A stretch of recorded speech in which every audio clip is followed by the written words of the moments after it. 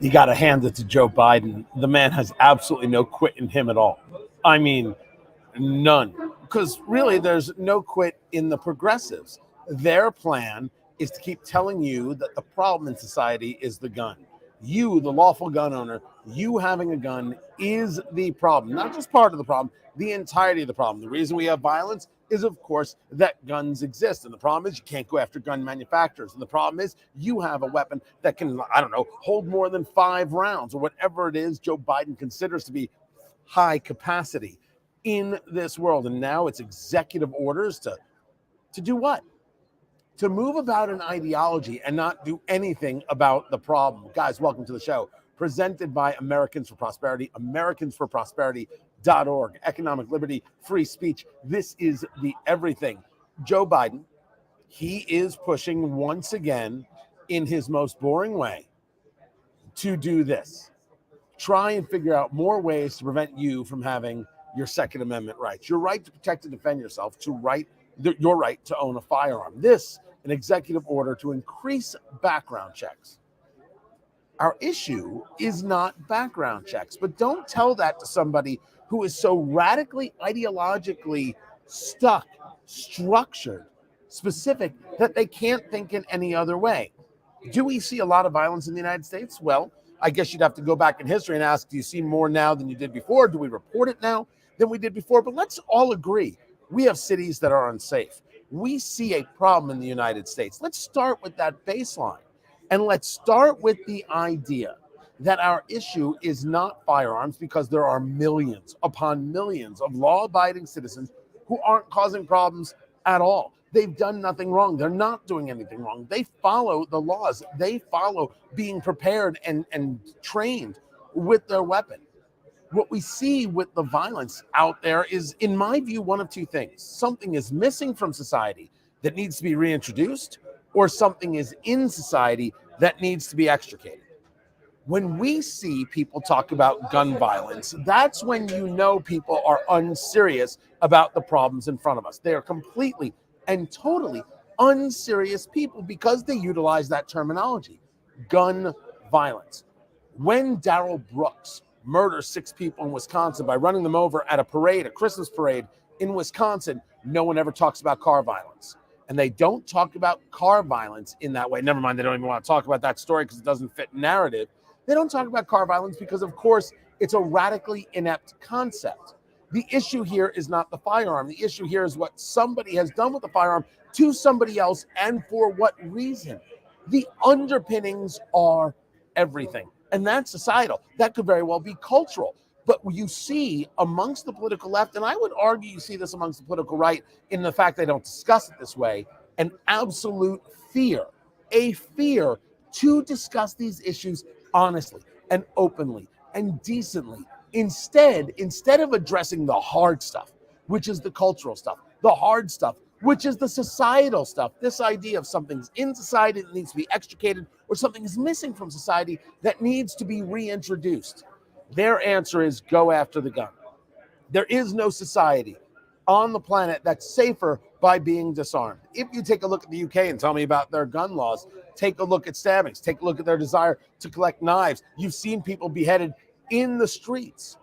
If you want to argue that this is a uniquely American problem, I have no problem with you arguing it, but America is unique, so I am not surprised.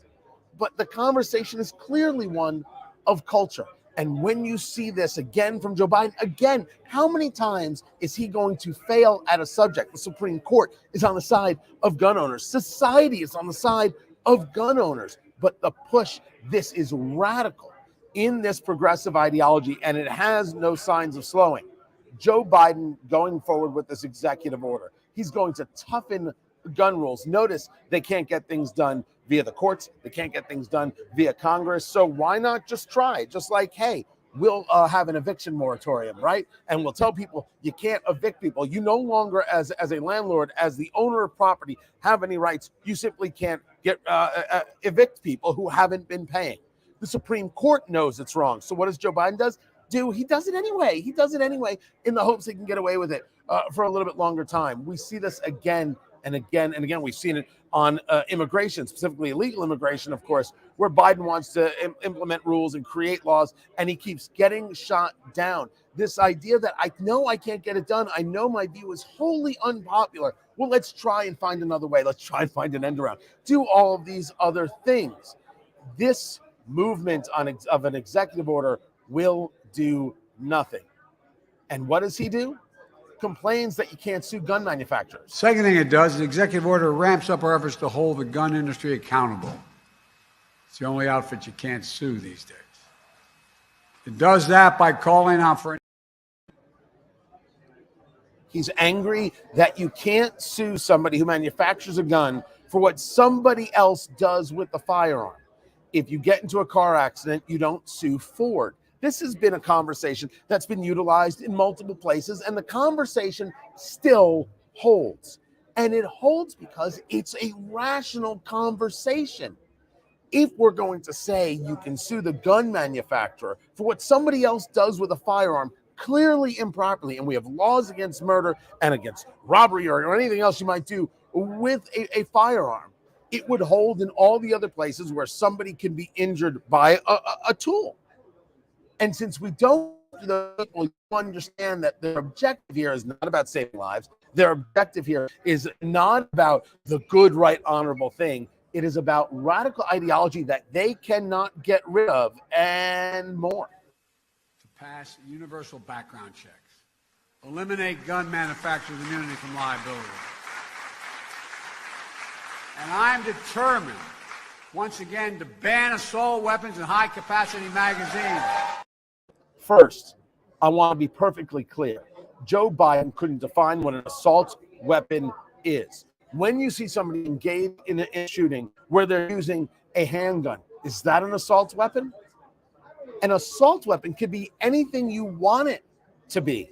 He just utilizes this term like it means something, and we all understand that it doesn't mean anything. It is utilized as scare tactics. Also, this idea of high-capacity magazines. If I have a weapon that holds 10 rounds, there is a progressive out there who thinks that is high capacity. They're wrong. Well, of course they're wrong. If I own an AR-15 and I have 30-round magazines, you're going to tell me that's high capacity and I'm not entitled to use it? Of course I'm entitled to use it. And of course I'm entitled to have that magazine. The idea that there's a number of bullets in the weapon is not the problem. It's the person who wants to go out there and harm others. Why are they doing it? Now you can argue, Tony, how much more money are we going to put into mental health services? Well, maybe there's an answer that we could indeed put more money into mental health services. But what if that's not the subject? What if the subject is one that is societal and cultural? What if indeed it is the idea about people, how people handle their problems, and whether that is about an age thing or whether that's about a socioeconomic thing? Why not be discussing that? And how do we build within people this idea that you don't solve your problem, you don't answer things by going around and killing the person who may have slighted you, or you feel that something went wrong at work, so everybody at work has to suffer. How do we go about fixing those problems? Because that's what's going to save us. That's what's going to help us. That is what's going to allow us to build a better society, a safer society, a more valuable society, a more loving society. It's about handling those things at that level. The firearm is not and has not been your problem. But when in doubt, Joe Biden wants you to know that there's always a little bit more name calling and lying that can be done to try and move his point. That we invest more in safer communities and expand access to mental health services for those affected by gun violence. Congressional Republicans should pass my budget instead of calling for cuts in these services or defunding the police or abolishing the FBI, as we hear from our MAGA Republican friend. First, I don't know if we should abolish the FBI, but it's clear that the FBI has failed us. There's a real question as to why we have FBI agents who are armed. Why do we have that? Every FBI agent has to have a firearm if they're investigating crimes. People look at that like, wait, what? They didn't always carry weapons. They didn't always have guns. But the FBI certainly needs a redo. And who in the hell believes this idea that the Republican Party wants to defund the police? This word manipulation is just laughable on its face. Truly, truly laughable. But this is what you do. You have this ideology, and so therefore you try and convince people that you're really on the side of good and decent and want to protect these over here, in this case, the evil, horrible Republicans that want to defund the police, and they're okay with kids being killed in schools. And as long as we're talking like that, as long as they're talking like that, we have no chance to deal with the real issues in front of us. Over there on Rumble, rumble.com/Tony Katz, where all of you should subscribe right now. Get over to Rumble and be sure to subscribe. Do it. I'd greatly appreciate it. Who is that over there? Red Rider. People who break laws, leaving a comment. People who break laws deliberately with firearms don't usually acquire them legally. Background checks aren't the issue. Again, cultural. How guns are being stolen, how guns are being trafficked into the country, and how they're getting in the hands of people who A, shouldn't have them, or B, shouldn't want them in this way. That's a subject. That's something we can deliver on. That's something we can at least work on. You understand that what I'm discussing is extremely difficult and doesn't get solved overnight. I accept this. However, it seems to be that we're the only ones having a conversation about the basis, how this actually is happening. And from there, we can then get into a conversation about how to fix things in society. But if you're not willing to accept that this is a societal problem, a cultural problem, something is missing from society, missing from people's lives, where they feel the only response is these acts of violence, or something is in society encouraging these kinds of things, or at least in people feel that justifying it, and we need to pull that out. We need to say no. Well, if we're not going after those things, we have no shot, guys. We cannot solve the problems. It requires big, bold thinking. It requires leadership, and it requires an end to this ideological insanity that the political left is putting forward. The hatred of guns will continue from them, and we will get nothing done. Stop hating the gun. Start asking why people go about engage in these acts of violence and how we put an end to it. It is tough. It is difficult. It is rough. But it is the right question. How do we change it societally? Joe Biden, of course, this goes nowhere. This does nothing. It'll be lawsuit after lawsuit. And going by executive order only proves how little support he has nationwide on level of legislation. He doesn't have it, but that they don't have it. They don't care that they don't have it because ideologically, man, they are 100% committed. Tommy, good man. This is Tommy Smoker, by the way, who does work with us over at Eat, Drink, Smoke, my cigar and bourbon show. My guy understands how to work a smoker. It's amazing how this happens. We shouldn't be surprised. It's funny how the January 6th stuff disappeared. Nothing to see here. Yeah, I thought there were 40,000 hours worth of video footage. I personally would like to see it. This is Freddie. The more laws they keep throwing towards guns, the more guns I buy. Oh, no one was a better gun salesman than Barack Obama or Hillary Clinton. Every time they talk about it, you see the gun sales go up because people do worry that one day these people will be effective. But we still won't solve the problem. You still won't get illegal guns off the street. You still won't keep criminals from having guns. We have to ask ourselves about what's happening underneath. It's just more proof of it. Just more proof of what it is that I'm saying.